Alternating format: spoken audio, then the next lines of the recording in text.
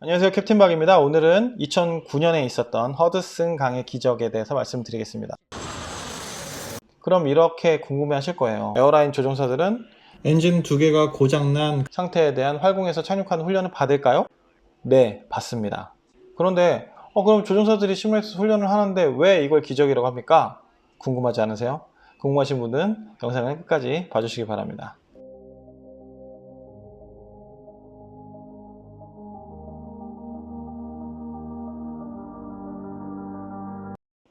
안녕하세요, 캡틴 박입니다. 오늘은 2009년에 있었던 허드슨 강의 기적에 대해서 말씀드리겠습니다. 이걸 기적이라고 부르죠. 왜 기적이라고 부르는지 말씀을 드리려고요. 이륙한 지 몇 분 안 된 시점에서 양쪽 엔진에 갑자기 세 대가 들어가가지고 양쪽 엔진이 동시에 꺼진 거예요. 보통 엔진 하나가 꺼졌을 때는 비행기는 뭐 문제 없이 비행을 해서 착륙까지 할 수 있습니다. 그런데 두 개가 꺼진 상황은 여객기가 그때부터 동력이 없고 그 글라이더처럼 활공만 해야 되는 거예요. 그러니까 일정한 고도가 있으면 그 고도에서 갈 수 있는 수평 거리가 제한이 돼 있겠죠. 그래서 어려운 건데, 그럼 이렇게 궁금해 하실 거예요. 그럼 에어라인 조종사들은 평소에 엔진 두 개가 고장난 그런 상태에 대한 활공에서 착륙하는 훈련을 받을까요? 네, 받습니다. 그 엔진 두 개가 고장난 거를 시뮬레이터에서 저희가 훈련을 해요. 2009년에 US 에어웨이 소속의 항공편이 US 에어웨이 플라이트 1549이었네요. 1549편. 이제 비행을 하게 되었죠. 이제 155명의 승객을 태우고 이륙을 했습니다. 이륙을 했는데 이륙하고 나서 날씨도 좋고 되게 평화로운 비행이었는데 갑자기 이렇게 해서 몇 분이 안 지난 시점에서 갑자기 버버벅 하고선 새들이 양쪽 엔진에 들어가는 거예요. 그래가지고 양쪽 엔진이 갑자기 정지했습니다. 그러니까 그때부터 비행기는 뭐 앞으로 진행도 못하고 상승도 못하는 거예요. 양쪽 엔진에 힘이 없기 때문에 그때부터 비행기는 강하를 시작하겠죠. 점점 계속 떨어지기 시작하는 거예요. 그래서 비행기가 떨어지기 전까지 비행기를 착륙을 시켜야 되는 거죠. 그래서 이 기장님한테 얼만큼 시간이 있었느냐, 약 3분 30초의 시간이 있었습니다. 양쪽 엔진이 다 정지한 다음에 3분 30초 안에 뭐 땅에 내리든지 어디 내리든지 해야 되는 거예요. 그래서 이 기장님은 가까운 공항에 처음에 가려고 시도를 하셨지만 계산을 대략 해보니까 그렇게 고도가 안 되는 거예요. 그 가까운 공항까지 갈 수 있는 고도가 안 돼서 허드슨 강으로 가게 됩니다. 그래서 무사히 착륙을 하셨죠. 자, 그럼 왜 이게 어려울까요? 어려운 이유를 말씀드리자면, 제가 영상 초반에 그 에어라인 조종사들은 엔진 두 개가 다 고장 났을 때 활공에서 착륙하는 훈련을 한다고 말씀드렸는데, 이걸 어떻게 하느냐면 보통 4만 피트 정도 높은 고도에서 시작을 합니다. 근데 4만 피트에서 엔진 두 개를 잃게 됐을 때 말씀드린 대로 엔진 동력이 없으면 비행기는 활공을 하게 되죠. 글라이더처럼. 활공을 하는데 그럼 얼마나 시간이 있을까요? 땅에 이 비행기가 내릴 때까지 시간이 15분이 있습니다. 그러니까 4만 피트에서 양쪽 엔진을 잃으면 15분의 시간이 있고요. 15분 동안 수평 거리는 약 100마일을 이동할 수 있습니다. 그러면 아까 말씀드린 대로 2009년에 있었던 이 US 에어웨이 1549편은 몇 분 안 됐다고 말씀드렸잖아요. 이륙한 지 몇 분 안 됐으니까 대략 4000피트라고 해볼게요. 4000피트면 4만 피트에 100마일을 가니까 4000피트면 10마일을 갈 수 있는 거예요. 그러니까 이 비행기가 엔진이 꺼진 시점에서 그 사방으로 10마일 이내까지만 갈 수 있는 거예요. 그런데 이 기자님이 딱 보니까 10마일 이내에 갈 수 있는 공항이 없는 거예요. 다. 그리고 뉴욕이라서 다 빌딩 숲이잖아요. 고층 건물이 막 있는 거예요. 공항에 가는 그 중간의 길에 고층 빌딩이 있으니까 거기 중간에 부딪힐 거라고 생각하신 거죠.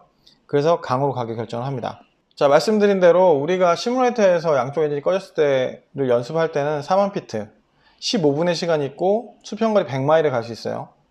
그런데 설린 썰런버그라는 이 기장님은 3분 30초밖에 시간이 없고 수평거리 10마일밖에 못 가는 거예요. 그러니까 우리가 보통 조종사들이 연습했던 것보다 5배 힘든 거죠. 정말 시간이 5분의 1밖에 없는 그런 짧은 시간 동안 모든 걸 결정해서 해야 되는 겁니다. 그리고 또 한 가지 어려운 부분이 뭐냐면 시뮬레이터에서는 물에 내리는 거, 비행기가 물에 착륙하는 걸 연습할 수가 없어요. 왜냐면 비행기가 물에 착륙한 그 데이터 값이 없는 거예요. 자, 물에 비행기가 착륙하면 어떻게 될까요? 그 비행기 못 씁니다. 그렇겠죠? 뭐 전기 시스템이라든지 뭐 그런 것도 엔진 같은 거 물이 다 들어가면 못 쓰게 돼요.